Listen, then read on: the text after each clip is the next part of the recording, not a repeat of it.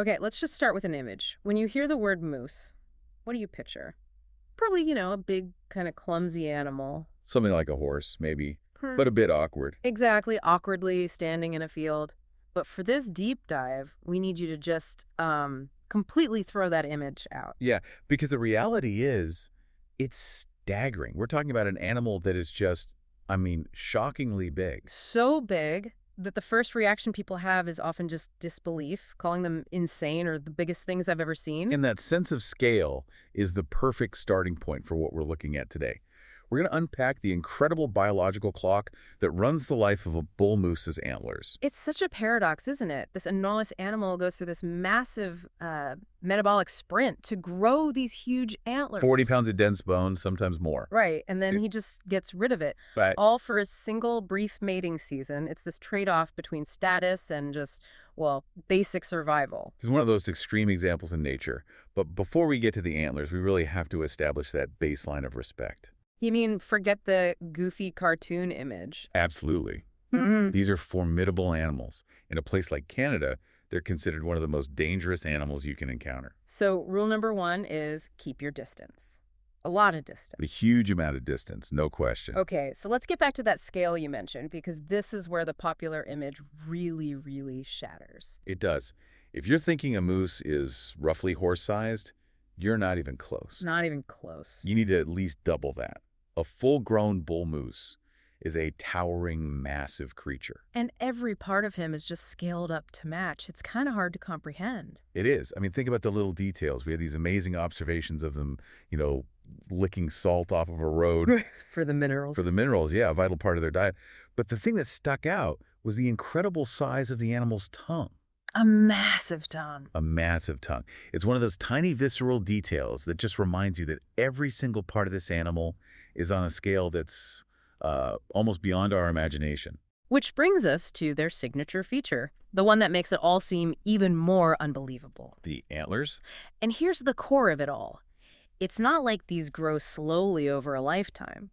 A bull moose grows a brand new set every single year. It's an explosive biological sprint. It's arguably the fastest rate of bone regeneration in the entire animal kingdom. And how long does this sprint take? That's the craziest part. These racks, which can weigh over 40 pounds, have only about 6 to 8 months to reach their full intimidating size. 6 to 8 months to build a fortress of bone on your head. And then it just drops off again in the winter. That's wild. So while this rapid construction is happening, the antlers aren't just bare bone, right? They're covered in something. Yeah, they're covered in what's called velvet. It looks, nice and soft. But it's not. It's anything but. Yeah. That velvet is actually a dense, living tissue. It's just pulsing with blood vessels running all through it. So it's the delivery system. Exactly. It's the pipeline delivering huge amounts of calcium and phosphate, all the minerals required for this hypergrowth. And it also acts as insulation, helping to protect that fast-growing tissue from the cold northern air. A biological factory running at full tilt. And once the growth is done, the velvet dies, he scrapes it off, and underneath you have the hard bone, the weapon he needs for the fall.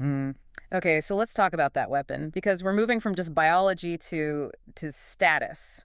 The shape and size aren't random. Oh, not at all. They are extremely tied to the bull's level of testosterone. So it's a visible biological scorecard. You can't fake it. You cannot fake it. It's a direct indicator of his health, his age, his dominance.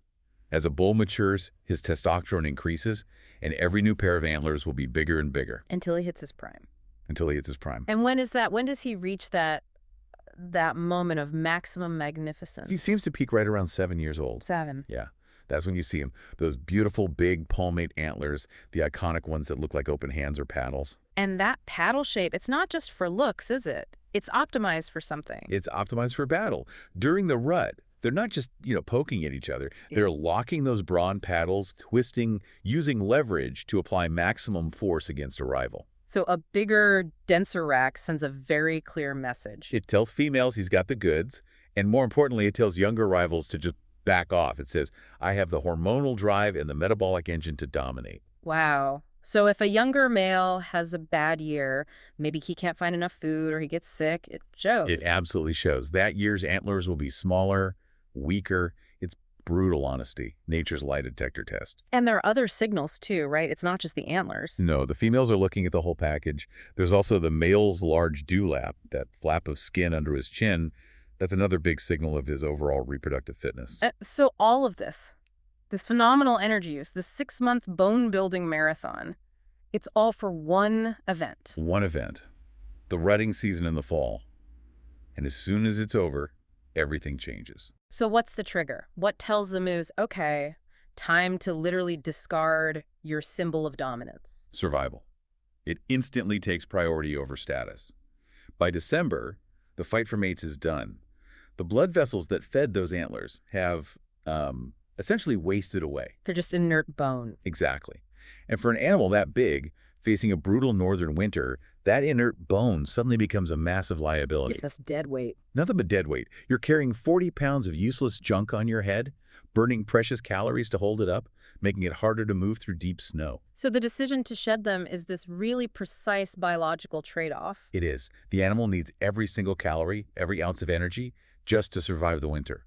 And so once the rut is done, they often drop those massive antlers incredibly fast, sometimes within days. It's just a stunning commitment to survival. And you really see that commitment when you watch them in their environment. We mentioned the salt licking. Yeah, this massive, towering animal just standing there licking the ground. It's such a powerful image of their needs. It really is. Yeah? And you see other things too. These close-up observations gave us these little windows into their behavior. Like the squatting to pee. Like squatting for a pee, which sounds funny, but it just reinforces the sheer physical mass and power involved in their every single move. And there's also that almost human-like story about the mother and her calf. Yes.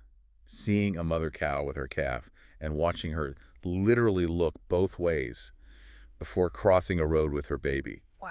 It just shows this nuanced intelligence, a constant awareness of risk, and this deep maternal caution.